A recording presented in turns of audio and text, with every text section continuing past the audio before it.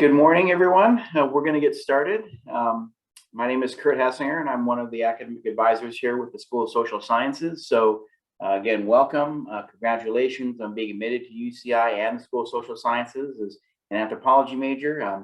Hope you're in the right spot.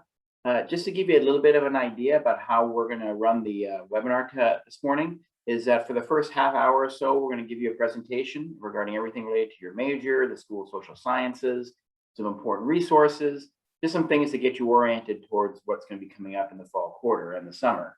And then after that, we are going to have a live Q&A session with our other academic advisors. And then that's your opportunity to provide or to kind of type in questions in the Q&A box. The only thing that we do ask is that if you wait until we're done with the entire presentation to submit your Q&A, that way we can actually answer your questions more efficiently once we're done with the session. So that being said, we'll move along. Okay, so some of the topics we're going to cover this morning. In a couple of minutes, Patrick Del Rosario from the Social Sciences Academic Resource Center is going to talk a little bit about the amazing resource that is the Social Science Academic Resource Center. Then we're going to move on to graduation requirements that's necessary to get a degree from UCI, School of Social Sciences requirements and how that factors into your degree, more specifics about the anthropology department and some of their opportunities for undergraduate students.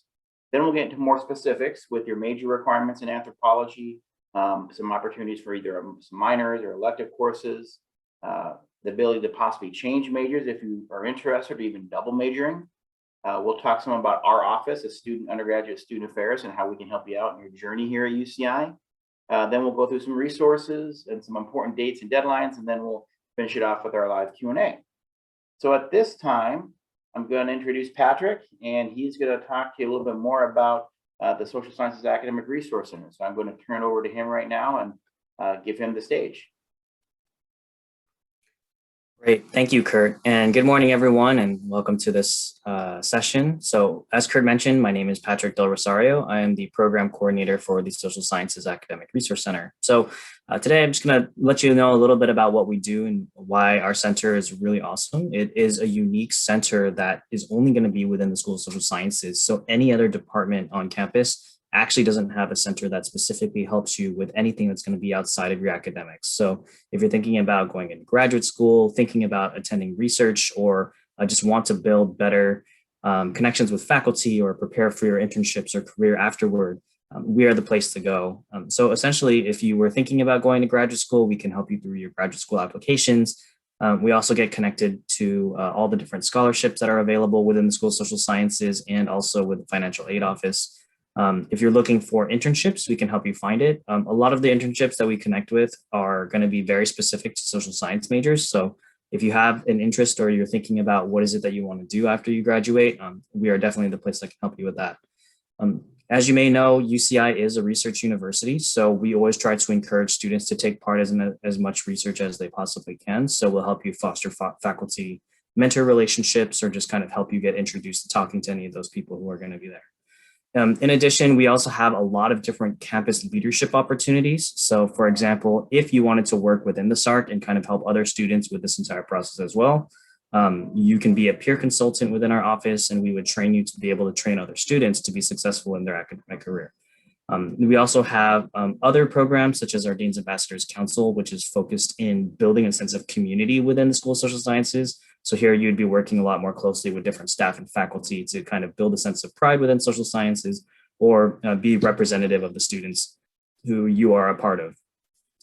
And we also have a mentorship program called the First Generation First Quarter Challenge. And some of you may be getting this invitation to actually be a part of it for this upcoming year. But essentially, it's a program where we take the time to kind of help students integrate into the university, being the first quarter that they're actually going into the university setting. So it's a really great mentorship program. You can either be a participant or potentially just going into being in a mentorship role as well.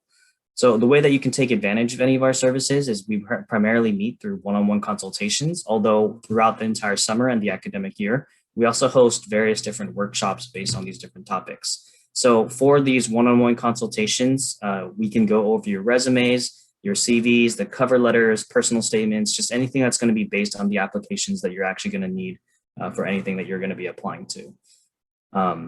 if you if we had the ability to be in person, which I think we might be able to, we are going to have an open study space with computers and also printing services. And we actually are located right across from the student affairs office in our building. It's a great place to hang out. We have printing services that's a lot closer to your classes that you currently take, so that way you don't have to go all the way across campus to where the library is or anything like that. And given that we have the ability to be in person and start providing other services that are more for support, we also give out free bagels every Friday. It's just kind of like a natural thing where you can kind of hang out with other students from social sciences. Sometimes some staff come along, and you'd be able to just hang out in our office space and just kind of meet new people. So it's really great. We are going to be open throughout the entire summer. So our office operates from Mondays through Fridays from 9 to 5 p.m. For now, in the summertime, it's going to be all virtual. So if you did want to contact us, you can see our contact information there. Or if you wanted to look more information about what we are providing as services, you can check out our website. And you can either contact myself, which is also going to be in the email here, or you can also contact our director, Carissa Sorensen. So yeah, we'd be happy to talk to you as you transition into the university. And thank you very much, Kurt, for giving me the time to speak. All right, thank you, Patrick. Yeah, Patrick and Carissa do an amazing job of kind of providing just an outstanding service to all of our undergraduate students, and we are a unique, in having that for our students. So it's definitely nice to be a part of School of Social Sciences for many reasons, but very specifically having a resource center like this and having dedicated people helping out is just one of the benefits. So, all right, so moving along, we want to first talk about graduation requirements. And so we're going to kind of come at this from a couple of angles. One is more general for all students, and some of these are more specific to School of Social Sciences students. So the first part is basically for all School of Social Sciences majors. So anyone that's taking a math course that's required for School of Social Sciences, or a major course you listed within your major requirements, must complete that for a letter grade option. So that's important to know when you're enrolling in classes and for upcoming quarters, that always take those courses for a letter grade option only. The next part is kind of general to all students on campus, is that every student must have at least 180 core units to graduate from UCI, and that's the minimum. So everyone has to have the same number of units minimally. You can go over the 180 unit mark, but everyone has to have at least 180 quarter units. Now you may find as part of your, like with your major requirements, like you might be done with those, but then you might say, oh, you know what, I'm short 180 units, what can I do? Well, in that case, you would take more units to reach that level. That could be something like minor courses, elective units, and or additional major courses, but you do have to hit that 180 unit mark. The other part is that as transfer students, you are limited in how many units that you say will accept from another college, and that maximum is 105 quarter units, which does not include advanced placement or international baccalaureate exams. So what that means is, if you're coming from a semester school, which many transfer students do, is that 70 semester units equates to 105 quarter units. And so that gives you an idea of what the limit is and what you can transfer over from units. Now, most students have come in with anywhere from like 90 to 105 quarter units from being a transfer student. That's a good range. So that puts it in perspective regarding how many units that you might need here at UCI to graduate. And the standard units per course at UCI is about 4 units. So if you're taking anywhere from 3 to 4 courses per quarter, you can see you're going to have 12 to 16 units per quarter. And that could be anywhere from 36 to 48 units per year, if you run the numbers. Kind of just a quick math there. Now, you also have to have a minimum GPA to graduate. And I know all of you have aspirations of higher GPAs than 2.0. But at least knowing that you have to hit the 2.0 mark for your overall GPA and your major GPA is important to know, because that's what you need to hit minimally to receive a degree from UCI. All right, so the next few slides, we're going to go over some specific requirements related to UC requirements, which are basically campus requirements for all UC. So UCLA, UCI, Riverside all have the same UC requirements. Then we'll get into UC Irvine general education requirements and how that factors into your major and degree requirements. Then we'll go into School of Social Sciences requirements, and then more specifically into your major requirements in anthropology. All right, so the first of the requirements for UC is called UC Entry-Level Writing.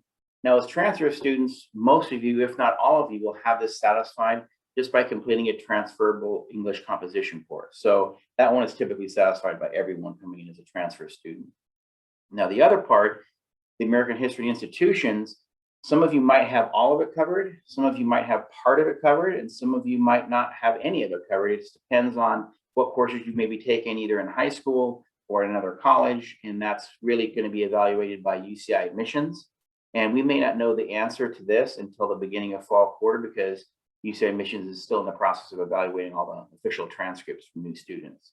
But if you know you need it, right, then there's a way of satisfying it here at UCI.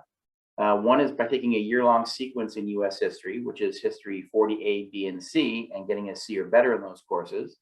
The other option is completing one course in US history, which is history 40A, 40B, or 40C, and then completing one course in US government, which is political science 21A, with a grade of C or better as well. So there is, like I said, some of you might have all of it satisfied or need part of it, but that'll be determined once the fall quarter begins, and you should know what you still need to complete. All right, so UCI general education requirements. So in addition to all of your major courses and units and everything like that, all students need to have UCI general education requirements as well. And UCI has 8 specific categories. The first one is writing, and 2 of those courses, of the 3 courses required, are lower division writing. 1 course is upper division writing. And to put the upper division and lower division in perspective, lower division courses at UCI are numbered from 1 to 89. And upper division courses are numbered from 100 to 189. So that gives you a little bit of an idea of what's considered lower division and upper division at UCI. Science and technology also requires 3 classes, and those are courses like biological sciences, physics, chemistry, or system sciences, just to give you an idea of some sample courses there. Category 3 is social and behavioral sciences, and that's also 3 classes. But as a major in the School of Social Sciences, this would be automatically satisfied through your major requirements. So as long as you stick with us as a major, then this is already going to be satisfied. Then you move on to category 4, which is arts and humanities, and that's 3 classes as well. And these are courses like African American studies, art history, philosophy, history, dance, drama, just to give you an idea of some courses in that area. And then we move on to category 5, which is quantitative literacy and formal reasoning, which will be covered as part of the School of Social Sciences math requirement. And I'm going to go over that slide in a couple of minutes to talk about more about that. Category 6 is language other than English. And at UCI, students need to complete through the 1C level at UCI. So you may have done this in high school if you've taken 3 years of a same language in high school with a C or better, or maybe you've taken some languages at your previous college that would cover this, but you do need to complete through the 1C level. Category 7 is multicultural studies, and that's a 1 course commitment. And those are courses that kind of focus on race and ethnic study courses. So African American studies, Asian American studies, there's some sociology courses as well that are in that area as well. So just to give you an idea of some of those classes. And then the last category is international global issues, and that's 1 course as well. And these courses focus on more global issues. So courses like maybe history of China or Canadian politics, something that focuses on more of a global perspective. All right, and so those are the 8 categories for general education. And at the bottom there, you see that some of you, if you've gone to California community colleges, may have satisfied most of these requirements through UCI GETC, or if you went or transferred from another UC campus directly, UC Reciprocity. So I'm going to talk about those in the next slide. All right, so IGETC and UC Reciprocity. So the key thing here is IGETC, UC IGETC, is a California community college certification. So it's not part of an admissions requirement for UC. It's not something that you had to have in order to be admitted to UCI. So it does need to come directly from the California community college that you're transferring from in order for us to confirm that you've completed it. And one of the important things to note is that it's not an automatic that's going to appear on your transcript unless you've actually requested it from your community college. So I would double check and make sure that you've kind of made a check mark. Some schools do it where you have to check electronically or ask them to please include IGETC on my transcript. They might include it on the bottom. They might attach a certificate to the transcript, but it does need to be requested by you from that community college. And then that needs to be sent directly to UCI admissions as part of your official transcripts. And that would be sent electronically prior to the start of fall quarter. So very important that you request it because it's not an automatic just because you're transferring. They may not know you're doing IGETC and you have to request that from your community college. The other part is UC Reciprocity. And that's basically the same format, except you're requesting a letter from your home UC campus that you're transferring from. And then that UC campus would send that officially to UCI admissions as well, so we can certify it. But it does need to come and be, so we can see it needs to be certified by the campus, because that's really the only way that we know you've done it, whether it's a partial or a full, so that way we can better inform you on what courses you still need to complete moving forward. So really try to get that in there before the beginning of fall quarter. It's our fall quarter starts at the end of September, so they get sick. I said it's not part of the official documents, but it is something that needs to be officially sent that in order for us to confirm that completion of it. Okay. And then all transfer students, even if you are UCI gets you certified, have to complete an upper division writing course, and that's regardless of major. So an example of a course might be Anthropology 180 AW, right? And that W at the end of it designates that as an upper division writing course. So that's how you would know if it's an upper division writing course or not. Okay, so more specifically, School of Social Sciences requirements are requirements that all majors in the School of Social Sciences must complete in order to graduate. And we have two requirements that are school requirements. One of them is the math requirement, and the other is computer technology. Now, with the School of Social Sciences math requirement, many of you may have to take more math when you come to UCI as part of the School of Social Sciences. So this is something that we'll go over in a little bit more detail right now. It is fairly typical in our past years that we see a lot of students complete a semester of stats from their community college, and that's very common. And usually that's the one course that we do see. If that's the only transferable math course you've completed, then that completes part of the math requirement potentially, but not all of it, because you need to complete a full year of math, transferable math. So let's use that as an example. So if you did a semester of stats at your community college, that would typically equate to Stat 7 here at UCI. So what that means is you have two options to complete the math requirements. One is, okay, if I want to use that stats course that I took previously, I have the option of taking calculus, math 2A and 2B to go with that semester of stats, and that would finish it off, right? Or you can take the social science or anthropology 10A, B, and C sequence, which is a year-long sequence in probability and stats at UCI. So the important thing to note here is that there's, what option do you want to choose? Like typically anthropology majors, many of our School of Social Sciences majors would take the social science 10A, B, and C, because it is a little bit more practical within respect to the majors that you're coming in as. But you may want to take math 2A and 2B because you want to take calculus, you enjoy it, or maybe you might need that for something else, like another double major or something else down the line. All right. So if you decide to take calculus, then you actually have to place into it at UCI. So that requires a placement exam. And then there could be some prerequisite courses before you get into math 2A that you need to take, like math 1A, 1B. So it depends on what your past math background is, like with pre-calculus and FRIG, and that will determine how you might place in here at UCI. So math 2A and 2B is an option if you want that, but it's not a requirement because you can take the social science or Anthro 10A, B, and C, which does not have any placement exams, and you can enroll directly into the math courses for the 10 series here at UCI. And whatever option you choose, I would highly recommend getting the math requirement out of the way as soon as possible. So in your first year, I would make that one of your course choices. So if you're going to do the 10A, B, and C sequence, maybe take social science 10A or Anthro 10A as one of your courses in the fall, to take 10B in the winter and 10C in the spring quarter, and then that way you're done with the math requirement within that first year, right? So those math courses do have to be taken for a letter grade. So that covers that requirement. Then the other School of Social Sciences requirement is the computer technology requirement. In that, you have a couple of options. One is Social Science 3A, which is the most popular of the two options because it's taught by our faculty here in social sciences. And it's a little bit more related to what you'd be doing in research and completing research here in social sciences. Or you can try and take ICS 31, which is a computer science programming course, but it is a little bit more challenging to roll into because it is typically reserved for our computer science majors here at UCI. So the social science 3A course is usually the most common option for the computer technology requirement.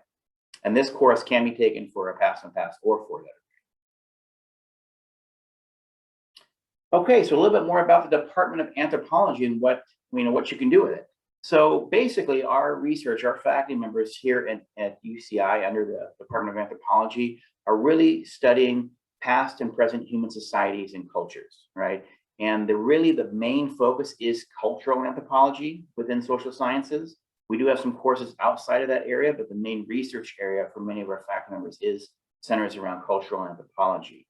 And on the left side, you'll see some sample courses that you might be taking as part of your major requirements, sociocultural anthropology, women in the body, ways of healing, culture and health. I dig UCI because we have some, an archaeology course there as well, cross-cultural studies of gender, and then Egyptomania. So those are just some of the sample courses that you might see during your time as an anthropology major. And then on the right-hand side, you'll see some other opportunities like an honors program. And the honors program in anthropology is really an honors program thesis. And that's typically something you do in your second year. And that basically means you're doing a whole year of thesis research writing.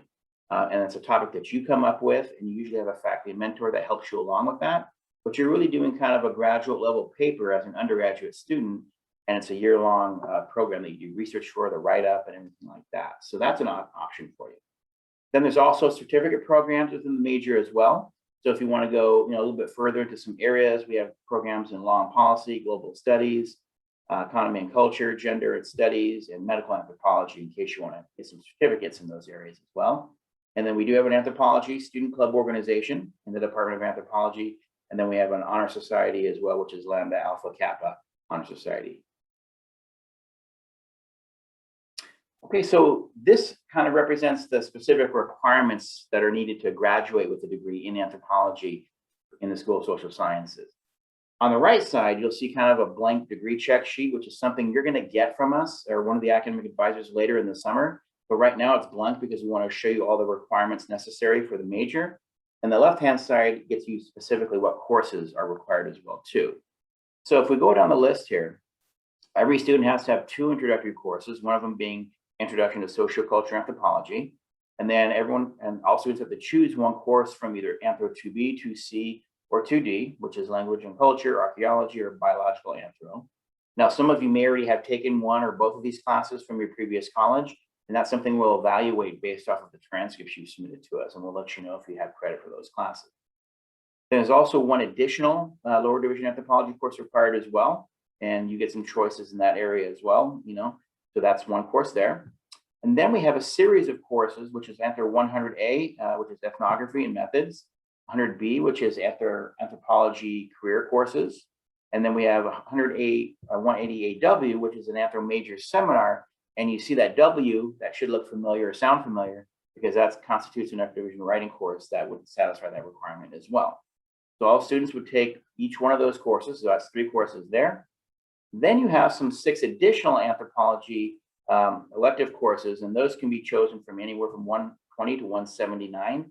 And that would be any of the courses. So like the Egyptomania course, the Woman in the Body course would be examples of courses that might appear in this area down here. And then you have up top here, you have additional 3 School of Social Sciences courses that can be from any department within social sciences, or even more additional anthropology courses if you would like to. So that kind of gives you a rough kind of outline of what the major courses are and how many are required, for at least for the major in anthropology. Like I said, many of you are going to have some of these lower division courses satisfied through other courses that you've completed, and you're going to know that in advance later this summer when we send you your personal copy of a degree check. All right, so minors and electives. So in addition to anthropology, you do have the opportunity to maybe pursue a minor if you're interested. A minor is basically 7 or more classes that are kind of in a specific area or discipline. It's not required to have a minor, so you can do it or you cannot do it depending on what you're interested in. But many students do this for more personal interests. So let's say, for example, I like anthropology, but I'm also interested in doing criminology, law, and society. I have some interest there, but I don't want to do the whole major. Well, maybe you can do, the 7 or 8 classes that are required for the minor there, and then receive a minor in that area, just kind of as a something that gets added to your transcript as well. If you're interested in doing a minor, then what you do is probably work with our academic advisors during the academic year, and then we can add this minor to your degree works audit, which is something you'll learn about later, and that'll keep track of your progress within that minor as well. The other way you can actually satisfy some extra units is through elective units. And like I said earlier, if you do need more than more units after your major to reach the 180 unit mark, then you can take elective courses, and those can be within your major, outside of social sciences. So those can just be additional units to make up the 180 units if you'd like. All right, so opportunities to change your major or double major. So some students might decide, or you might decide that, hey, you know what, I want to change my major or even double major in something in addition to anthropology. So that might be possible, but it really depends on the major and how much time you have to complete that major and to get into the major as well. The key thing to note here is that all transfer students are allowed 9 quarters to complete their degree requirements at UCI. So that basically is 3 years, because we're on the quarter system and we have a fall, winter, and spring quarter, 10 weeks long each. So that might factor into the decision to either change majors or double major. Every major does have a specific set of course requirements and then specific grades and GPA that have to be met before you can actually declare that major. So if you look at the bottom there, there's a website called changeofmajor.uci.edu that if you go to that particular website, it has all the majors and what requirements are necessary to actually declare that major, whether you're changing or adding a double major. Now, time limit is going to factor into it, because simply just meeting the requirements to get into a major doesn't guarantee that you're going to be allowed to double major or change majors. Certain majors are more impacted. Some majors, have a time limit on it. So let's say you decide, oh, I want to double major in my last year, but I only have 3 quarters left. Well, you might not have enough time to do that. So deciding sooner rather than later regarding this area would be important, so you can start meeting those requirements and getting into those majors if you need to. All right, and then, like I said, and changeofmajor.uci.edu is the actual website to go to see all those requirements. All right, so our office, as you can see there, we're kind of a fun bunch. You're all going to see us doing this a lot, and if you don't know it already, you will. That's the kind of the anteater right there with the snout and the ears and everything like that. So you're going to see that a lot. But yeah, those are all 8 of our academic advisors in the School of Social Sciences. The fun part about us, in addition to us doing the ZOT, is that we're all UCI alumni. We've all received our undergraduate degrees from UCI at different points in time. And so we all have a good background about what UCI is all about, the opportunities, campus in general. So that's good to know. You have peace of mind with that. But even more than that, or even better than that, is the fact that we have 8 to 12 peer academic advisors who are students just like you are, and who are trained by one of our other academic advisors, Estella. And she is amazing at working with our peer academic advisors, getting them trained with all of our majors, making sure that they understand how to work with other undergraduate students. And they provide an excellent resource, not only for your class scheduling, but for any other needs that you might need too about campus life, how to balance things, while you're a student at UCI. Some of them might be transfer students as well, so they can share their experiences as transfer students. So really great resources. You're going to see them do some Zoom, maybe webinars. You're going to see them do some videos. You're going to see them all over the place in the next couple of years. So it's going to be a great resource for you, including in person, hopefully soon.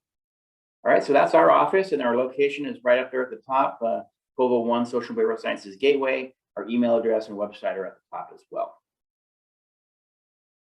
All right, so communicating with our office.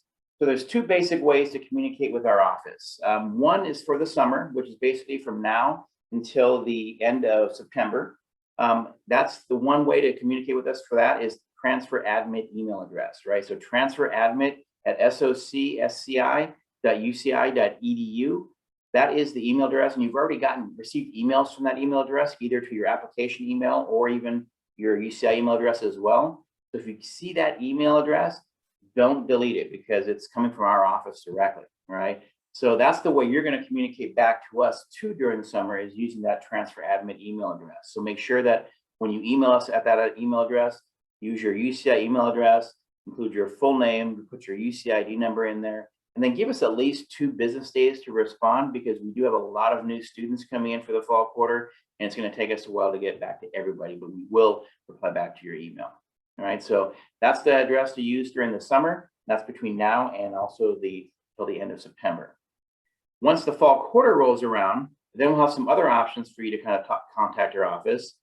Email will still be available. You can actually email one of us individually as academic advisors. And we do highlight one, because we don't want you emailing the same, all 8 advisors with the same question. So pick one of us and you can send your email that way. Or you can email our general email address at socsci.uci.edu. So that's another way to contact us via email in the fall quarter. We're also going to have phone hours as well, and those are going to be posted on our website.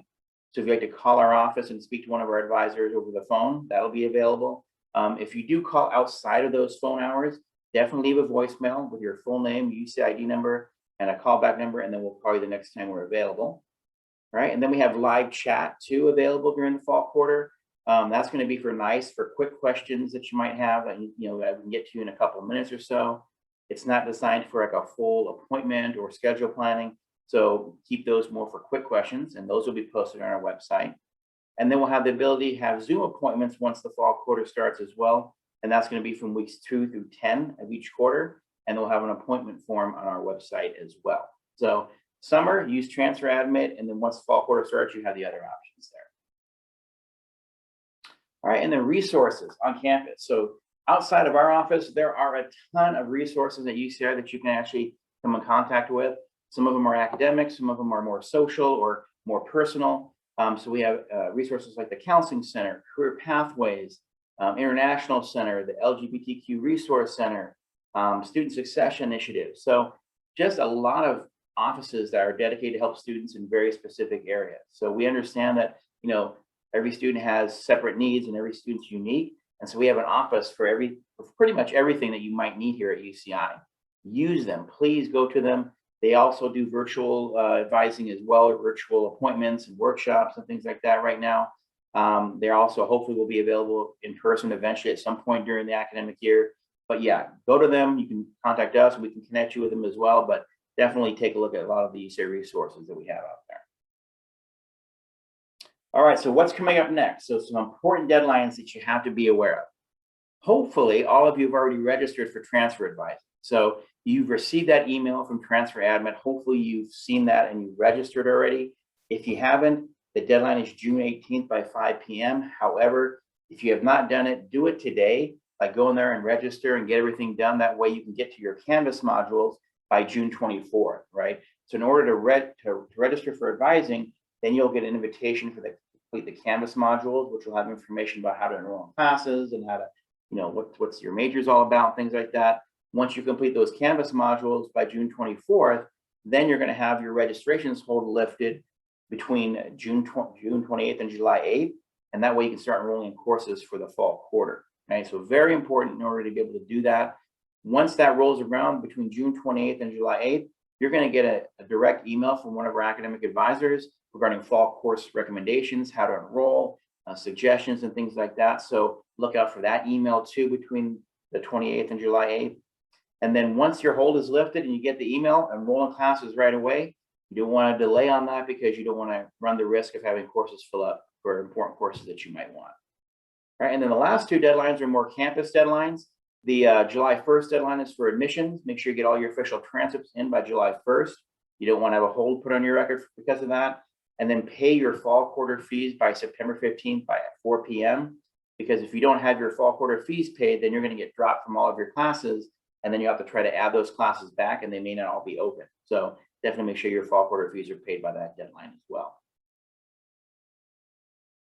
All right, so that does it kind of for the presentation part for today. But now what we're going to do is we're going to open up to questions. Like I mentioned earlier, we're going to have a live Q&A with our academic advisors. And then we're going to ask you to put your question in that Q&A box. And then what we'll do is we'll respond to your questions verbally if we can. If not, then we can also type an answer out there. Keep your questions general if you can. That way, we can't be too specific here because of confidential student information. And then send your question just one time so we can more efficiently answer your questions for you. So right now, we'll just open up to the Q&A and give us your questions. Hi, everybody. My name's Sarah. I'm another academic advisor with the School of Social Sciences, so I'm going to be helping Kurt out with the Q&A portion.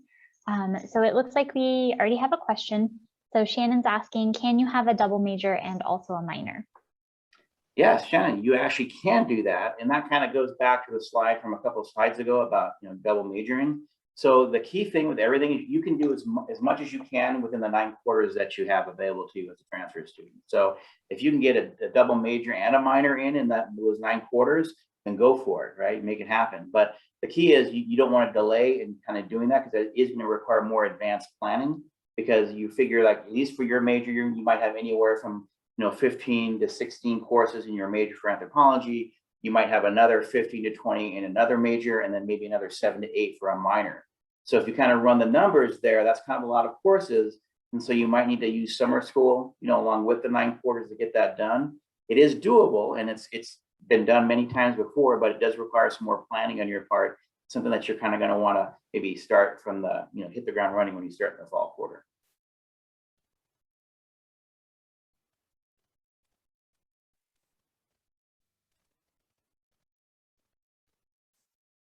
All right, any other questions? Now is your chance to ask while we're here.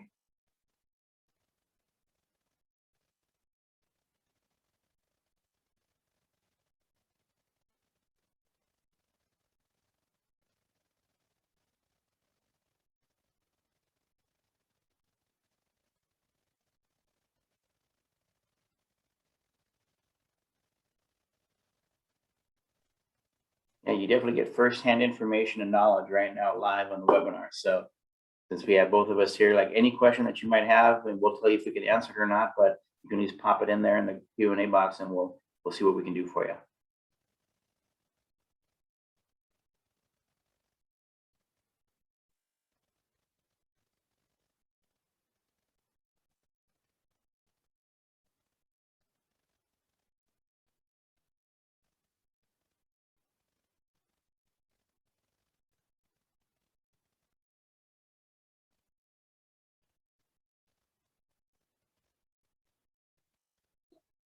Okay, well, if nobody has any questions, then we'll probably just go ahead and wrap up the session.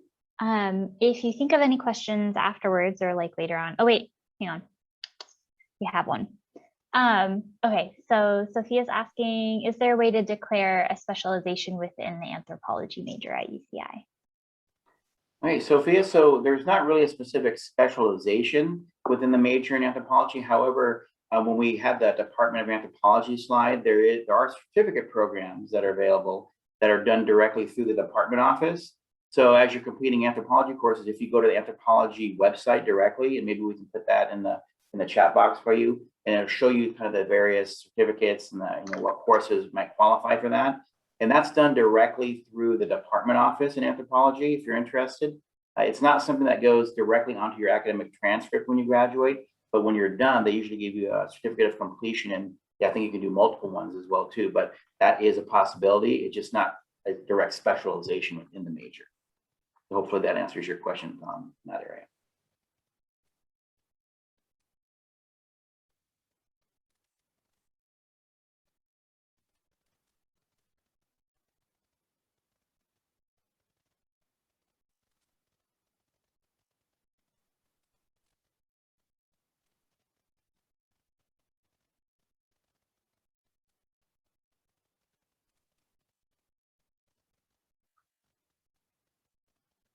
Okay, we have another question from Shannon. She's asking, what is the typical expectation for research completed by UCI graduates? Good question. Well, I mean, all UCs in general, so we just let you know, are considered research institutions. So that is a primary focus of all the faculty at any UC campus. For anthropology, no different there as well. Every professor has to do research, or they do research and publish, their own research. And in many cases, they're interested in having undergraduate students maybe assist them with their research. And the way to kind of get in contact with them is, one, you can look on the department website and see the various faculty members and what their areas of interest are. That's a good starting point. There's also a general campus email called, I think, faculty.uci.edu that has all faculty, and you can see their research areas at all disciplines on campus. The best way is to kind of, find professors that you're interested in and take their courses, right? Get to know them and see if you're interested in them as a person and their courses. Then maybe inquire about what the research opportunity is by email, maybe going to an office hours, things like that. That's really the way you kind of get to know a professor and how they get to know you. And then you can kind of talk about, oh, I really enjoyed your course, and these are topics that I'm really interested in. Maybe I want to do my own research, and they can maybe guide you along that process. But it is something that you have to kind of be upfront and engage in with faculty members. But yeah, the good starting point, go to the anthropology department website, look at the various faculty members in the research areas, and then use that as a starting point. And then when you select courses, you'll start to recognize certain professors on the schedule and their names. Like, oh yeah, I saw that professor on the website. maybe I'll take their class in the fall quarter, and then I can get in some research maybe in a future quarter.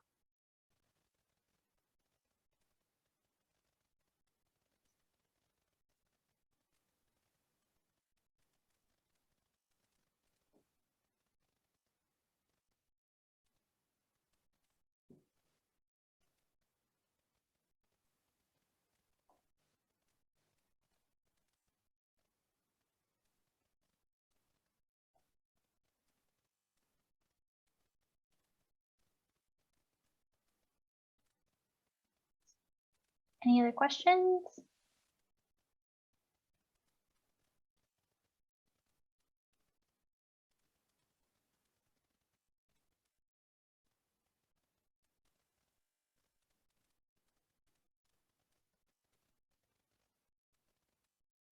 I know it's early, so totally understand. We can do our last call for questions. All right, so this will be the last call. We'll give it another 30 seconds for any questions. Oh, okay. So Shannon's asking, is there any way for us to see our graduation requirements? So I can answer this one.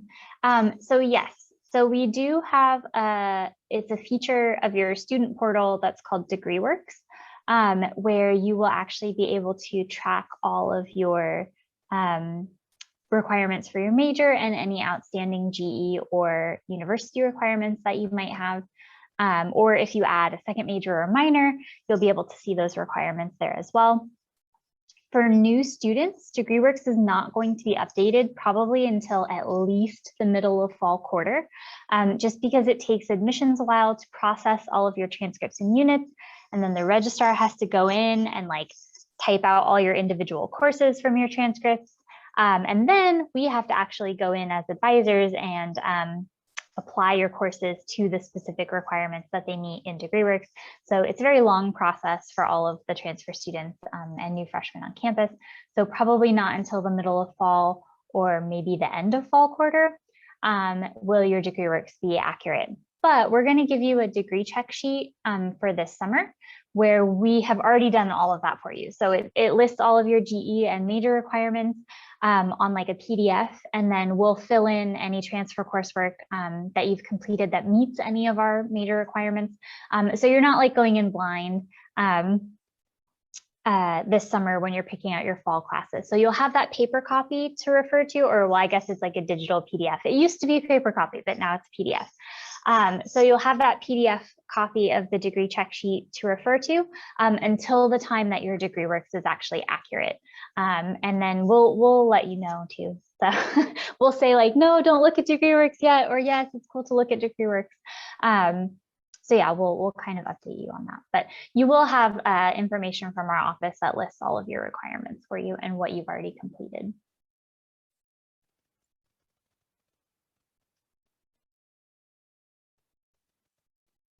Okay, so another question. So are we meeting with an advisor to plan our full quarter, or do we do it ourselves? So the way that advising is going to work for this summer is everything is happening through Canvas and through email. So if you have already submitted the transfer advising registration form and gotten access to your Canvas and have either been working on your Canvas modules or have completed your Canvas modules, as long as you have done all of that before June 24th, we will, an advisor is going to send you an email that has all of your, that has that degree check sheet that I was talking about with your major requirements, and also has fall quarter course recommendations for you as well. So we'll basically say like, here's an evaluation of your transfer coursework. Here are the classes that we recommend that you enroll in for fall and how you do that. And then so you'll work off of that email to enroll in your classes for fall quarter. If at that point, when you get that email, you have questions, you can either email the advisor directly who sent you that email, or we're going to be having drop-in hours on Zoom with our peer academic advisors around the same time that you'll be receiving these enrollment emails.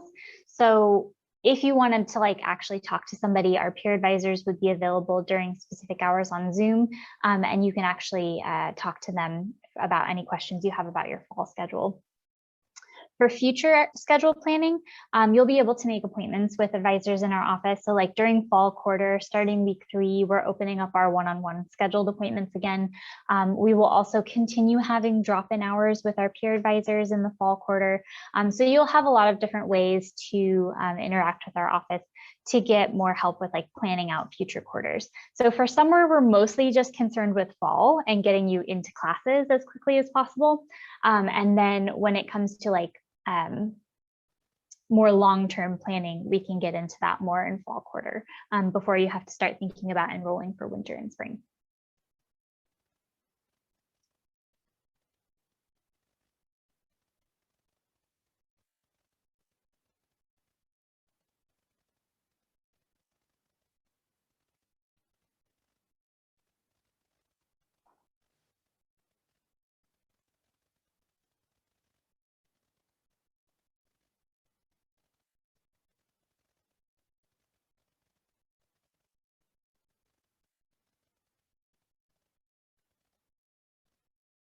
Don't see any other questions at the moment.